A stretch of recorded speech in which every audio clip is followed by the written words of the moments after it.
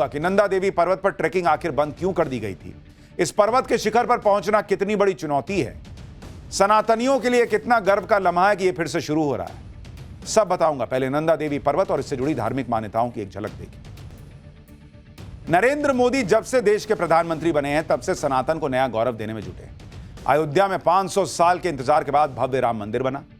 5 साल से रुकी हुई कैलाश मानसरोवर यात्रा फिर से शुरू हो चुकी है और अब पीएम मोदी ने सनातनियों को एक और बड़ा गिफ्ट देने की तैयारी कर ली।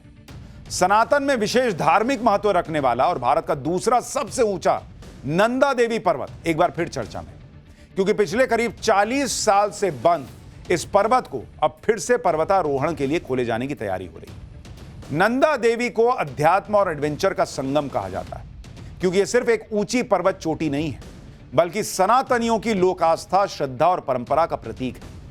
नंदा देवी को उत्तराखंड की रक्षा करने वाली देवी भी माना जाता है और जैसे ही नंदा देवी पर्वत को दोबारा ट्रैकिंग के लिए खोलने की बात सामने आई तो नंदा देवी पर्वत से जुड़ी 60 साल पुराने भारत और अमेरिका के सीक्रेट मिशन की भी चर्चा होने लगी। नंदा देवी पर्वत पर ट्रैकिंग शुरू करने के फैसले पर चिंता भी जताई जाने लगी। आज पाठशाला में नंदा देवी से जुड़े सीक्रेट मिशन की पूरी डिटेल बताऊंगा।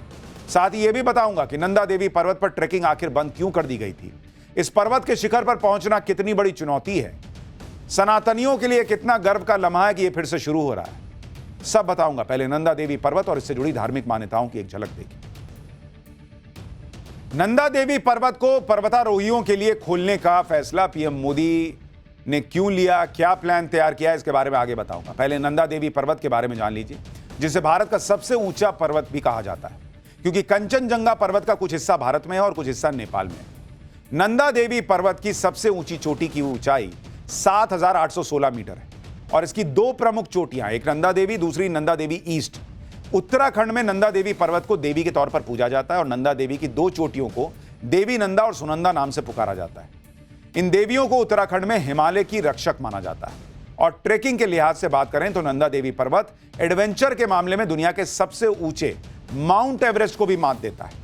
इसलिए मोदी सरकार ने नंदा देवी पर्वत को एक बार फिर से पर्वतारोहियों के लिए खोलने का प्लान तैयार करना शुरू कर दिया है। नंदा देवी को फिर से पर्वतारोहण के लिए खोले जाने की अटकलें उस वक्त तेज हो गईं जब पिछले दिनों नंदा देवी को लेकर उत्तराखंड के पर्यटन विभाग की बैठक हुई। सूत्रों के मुताबिक इस बैठक में IMF यानी इंडियन माउंटेनियरिंग फाउंडेशन ने नंदा देवी पर्वत को एक्सपर्ट पर्वतारोहियों के लिए खोले जाने का प्रस्ताव रखा। बैठक में दलील दी गई कि नंदा देवी पर्वत को ट्रैकिंग के लिए खोलने से न केवल एडवेंचर बढ़ेगा बल्कि इससे पर्यटन और रोजगार को भी बढ़ावा मिलेगा। हालांकि जैसे सनातन से जुड़े हर काम, चाहे वो त्योहार हो या फिर धार्मिक यात्रा से जुड़ा काम, एक इकोसिस्टम इसका विरोध करने के लिए तैयार बैठा रहता है और यही सनातनियों की आस्था का प्रतीक माने जाने वाले नंदा देवी पर्वत को लेकर भी हो रहा है। एक इकोसिस्टम नंदा देवी पर्वत पर ट्रैकिंग को फिर से खोले जाने के प्रपोजल से खुश नहीं है। दलील दी जा रही है कि नंदा देवी रीजन बहुत सेंसिटिव एरिया है। यहां की इकोलॉजी बहुत कमजोर मानी जाती है। एक्सपर्ट के मुताबिक थोड़े से बाहरी बदलाव से यह पूरी इकोलॉजी बुरी तरह प्रभावित हो जाती है। जैसे कि कुछ 100 लोग भी अगर इन इलाकों में टूरिज्म के लिए पहुंचते हैं तो इकोलॉजी को भारी नुकसान हो सकता है। इकोलॉजी बदलने से इलाके में बड़े बड़े ग्लेशियर और पहाड़ों के टूटने का खतरा बढ़ सकता है। नंदा देवी पर्वत पर चढ़ाई करने को माउंट एवरेस्ट पर चढ़ाई करने से भी ज्यादा चुनौतीपूर्ण माना जाता है। लेकिन जब साल 1983 के बाद नंदा देवी पर्वत पर ट्रैकिंग को अचानक बंद कर दिया गया तो इसका कनेक्शन भारत और अमेरिका के एक सीक्रेट मिशन से जोड़ा गया। सूत्रों के मुताबिक यह मिशन भारत और अमेरिका ने मिलकर चीन पर नजर रखने के लिए तैयार किया था। दरअसल 16 अक्टूबर 1964 को चीन ने अपना पहला न्यूक्लियर टेस्ट किया, जिसको लेकर अमेरिका ने चिंता जताई, क्योंकि भारत 1962 की जंग में चीन से हार चुका था। इसलिए भारत की खुफिया एजेंसी IB और अमेरिका की खुफिया एजेंसी CIA ने मिलकर मार्च 1965 में एक सीक्रेट मिशन का ब्लूप्रिंट तैयार किया। इस मिशन के तहत नंदा देवी की चोटी पर न्यूक्लियर एनर्जी के चलने वाले जासूसी उपकरण का पता लगाया जाना था। नंदा देवी पर्वत को इसलिए चुना गया क्योंकि वहां से चीन के उन इलाकों पर नजर रखना आसान था जहां चीन न्यूक्लियर टेस्ट कर रहा था। इस सीक्रेट मिशन के लिए नंदा देवी के शिखर पर पहुंचना जरूरी था। अक्टूबर 1965 में भारत और अमेरिका की ज्वाइंट टीम न्यूक्लियर डिवाइस लेकर नंदा देवी के कैंप 3 तक पहुंच भी गई। लेकिन आखिरी कैंप तक पहुंचने से पहले भयंकर बर्फीला तूफान आ गया। टीम की जान खतरे में पड़ गई, जिसकी वजह से मिशन को कैंसिल करना पड़ा। वापस लौटने से पहले सीक्रेट मिशन पर गई टीम ने न्यूक्लियर डिवाइस को सुरक्षित ठिकाने की पहचान पर छुपा दिया।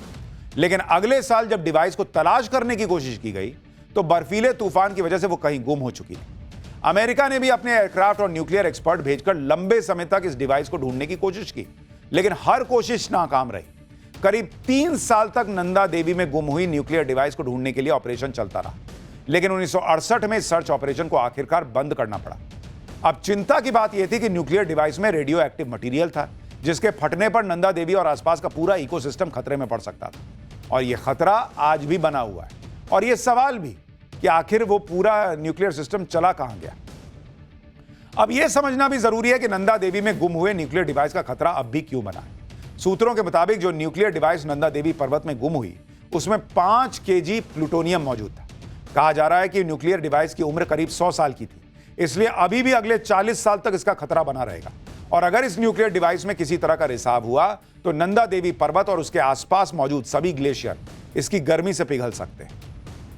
साल 2021 में उत्तराखंड के चमोली में भयंकर बाढ़ आई थी, आपको याद होगा, जिसमें 2 हाइड्रो पावर प्रोजेक्ट बह गए थे। 70 से ज्यादा लोगों की जान गई थी और 100 से ज्यादा लोग लापता हो गए थे। तब इस हादसे को नंदा देवी पर्वत में गुम हुई न्यूक्लियर डिवाइस से जोड़ा गया, क्योंकि नंदा देवी पर्वत के पास करीब 500 मीटर चौड़ा और 180 मीटर गहरा ग्लेशियर अचानक पिघल गया, जिसकी वजह से सिर्फ 1 मिनट के अंदर 27 लाख क्यूबिक मीटर पानी और मलबा पहाड़ से सीधा नीचे आ गया।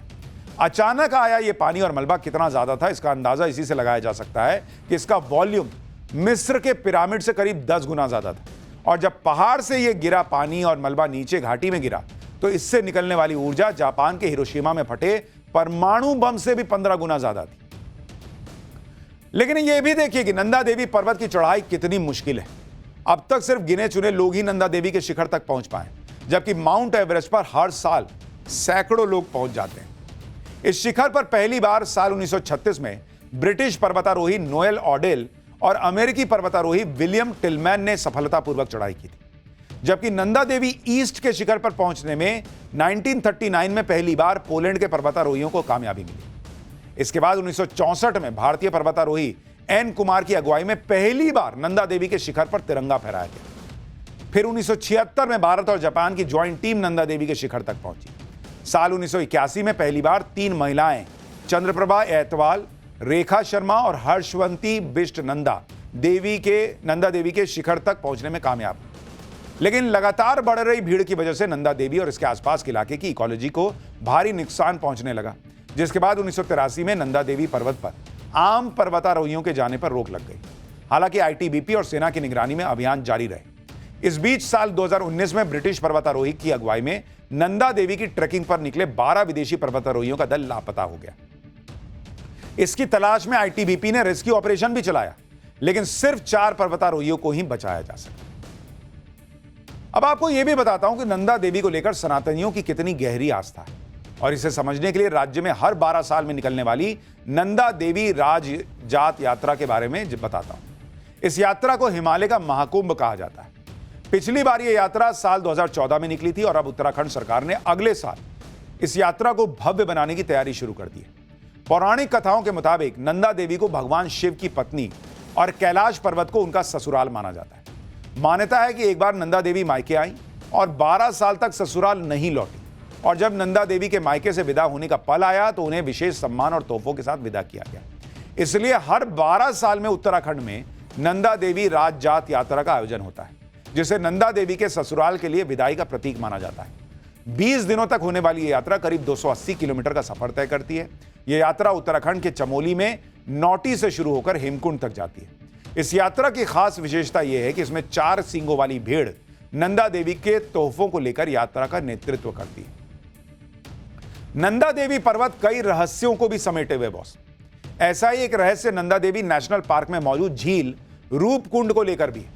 साल 1942 में एक फॉरेस्ट रेंजर ने गश्त के दौरान इस झील की खोज की थी। साल के ज्यादातर वक्त इस झील का पानी जमा रहता है, लेकिन जब झील पर जमी बर्फ पिघल जाती है तो इसमें इंसानों के कंकाल दिखने लगते हैं। इसलिए इस झील को स्केलेटन झील का नाम भी दिया गया।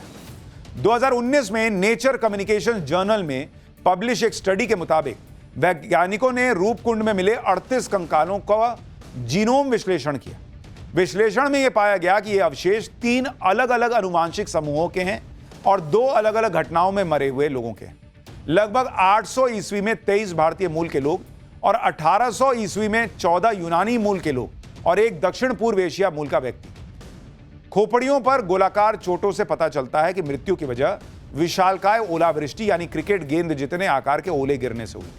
उत्तराखंड के स्थानीय लोकगीतों में के मुताबिक राजा जसधवल और उनकी गर्भवती रानी सेवकों और यात्रियों का एक समूह नंदा देवी मंदिर की तीर्थयात्रा पर जा रहा था। रास्ते में बच्चे का जन्म होने से देवी नाराज हो गई और आकाश से लोहे की गेंदें बरसाकर सबको मार डाला। एक दूसरी कथा के मुताबिक एक दूर के राजा ने नंदा देवी को अपमानित किया, जिससे सूखा पड़ा और यात्रा के दौरान बड़े बड़े ओले गिरे। लेकिन हैरानी की बात यह है कि ये लोक कथाएं वैज्ञानिक निष्कर्षों से भी मेल खाती हैं। तो इसलिए भाई जो कई चीजें सनातन में कही जाती हैं वो इतनी अभूतपूर्व हैं और चौंका देने वाली हैं कि आदमी सुन के हैरान रह जाता है। बस यही कि लोग बताते नहीं हैं, हम पाठशाला में बता देते हैं।